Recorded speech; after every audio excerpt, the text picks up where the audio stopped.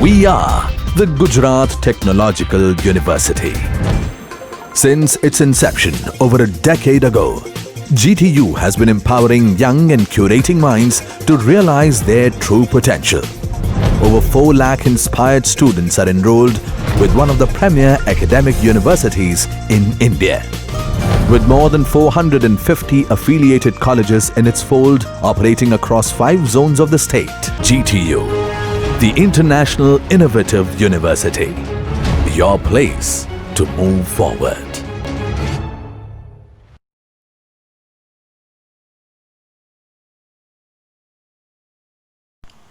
Hello everyone. Today we will discuss about the balancing and trying to understand with solving one example of pharmacies.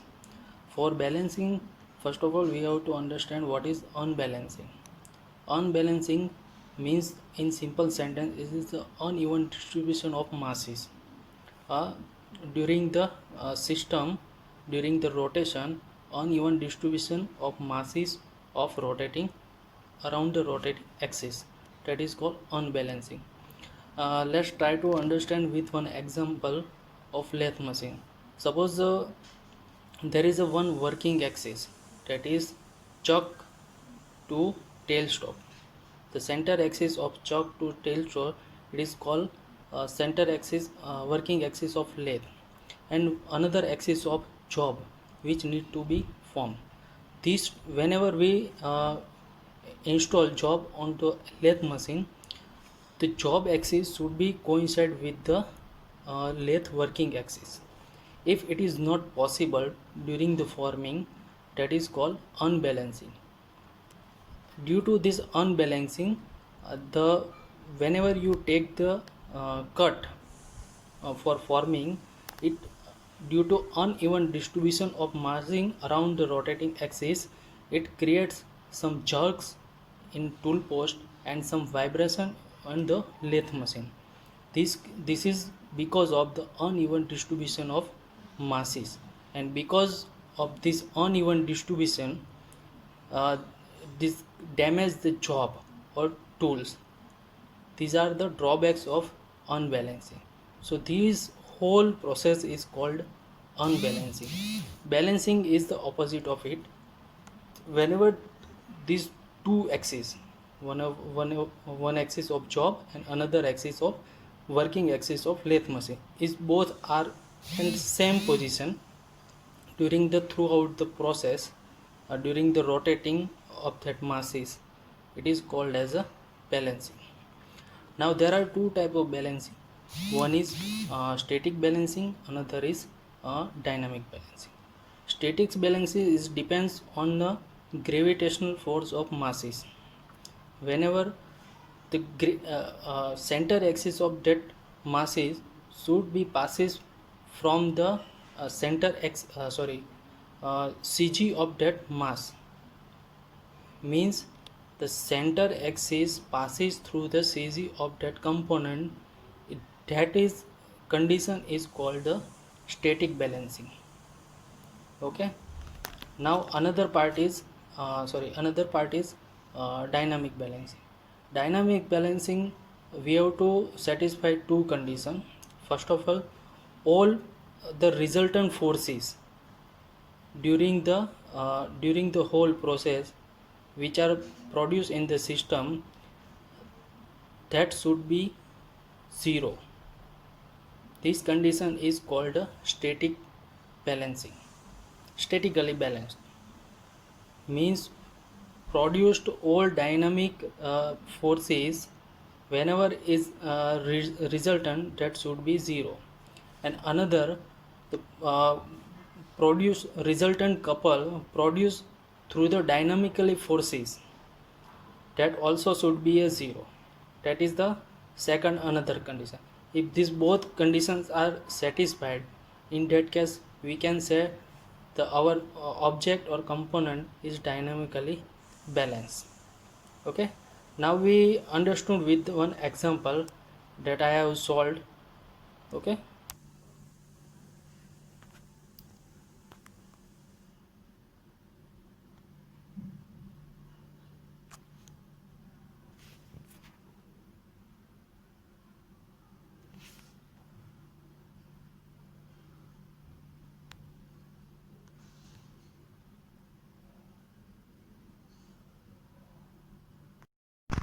Here I have solved one example.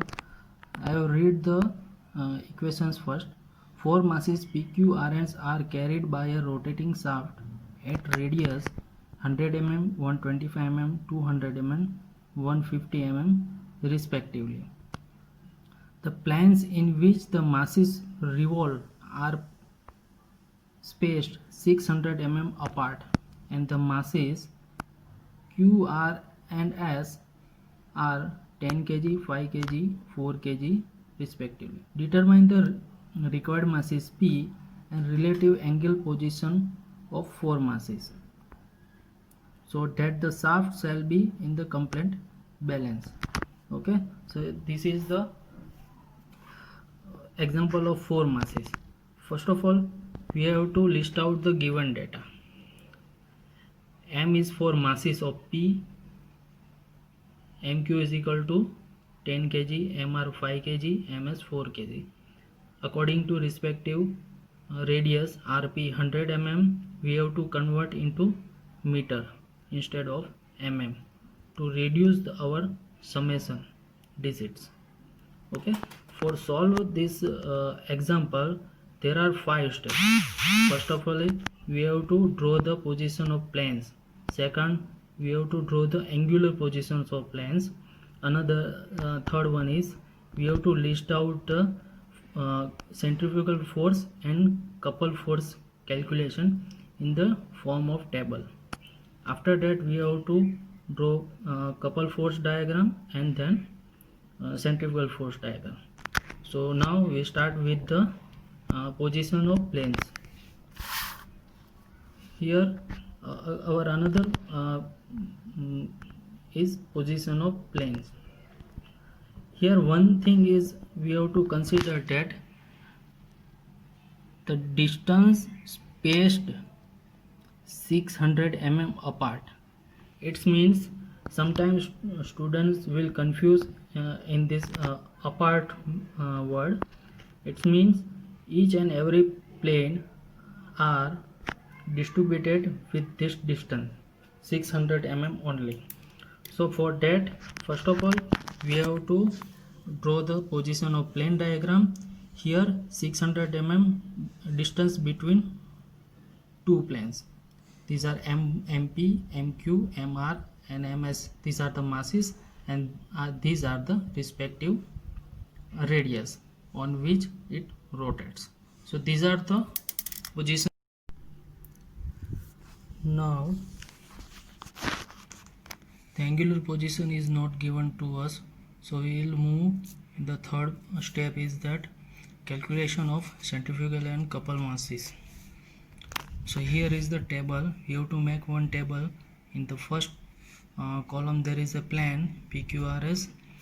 Second was masses M. With known masses we have written here. MP is unknown, 10, 5 and 4. Respective radius are 0.10, 0.125, 0.20, 0.15. We have converted this radius into meter. Then these are the centrifugal forces. F is equal to mr. This is the multiplication of mass and radius. And third one is the distance. This respective distance from the reference plane. We have chosen P as a reference plane. Then third one is couple forces. For couple forces, this is the multiplication of M into R into L. So these are the values of centrifugal forces and couple forces of PQRS plane. Now we first of all, here the all values of couple forces are known. In the centrifugal forces, their mass is unknown, so we will go with the known values. So first of all, we draw the couple force. Okay, here I have drawn the couple force diagram.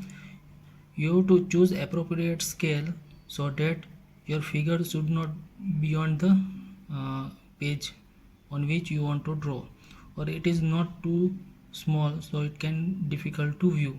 You have to choose the appropriate scale to draw the appropriate figure.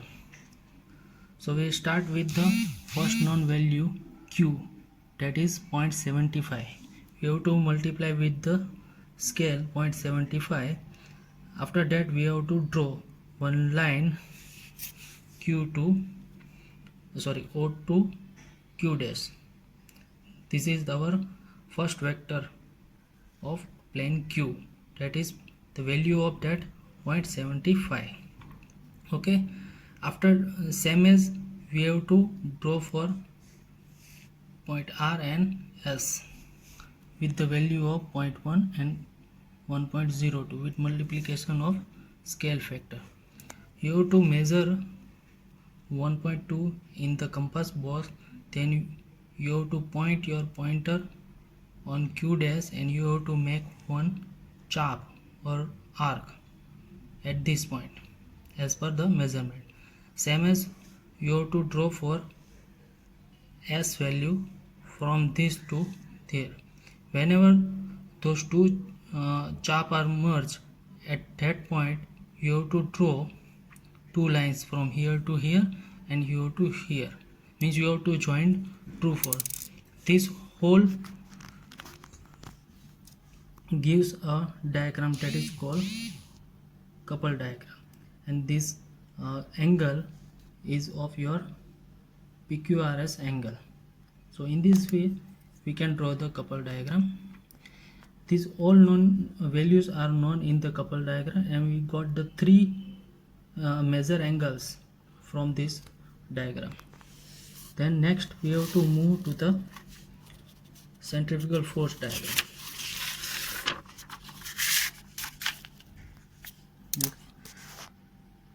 Same process is applied here also. We have to take appropriate scale with the to draw the centrifugal forces, and we have to follow the centrifugal forces dimension.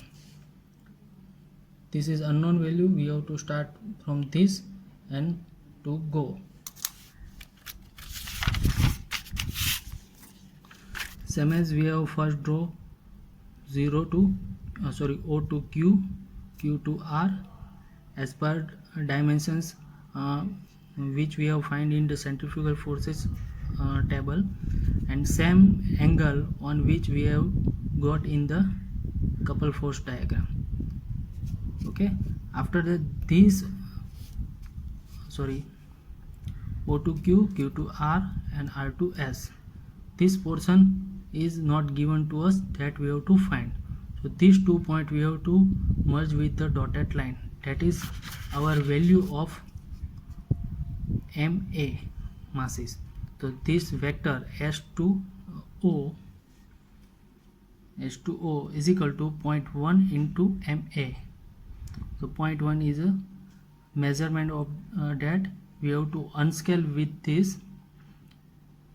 Okay, 0.7 we have to unscale here, and we have to find the value of MP, that is the mass of plane P, mass of P, and we also got the angle from here for mass P.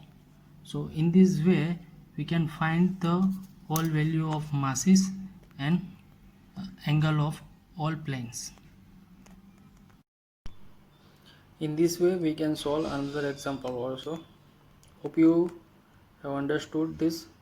Thank you very much.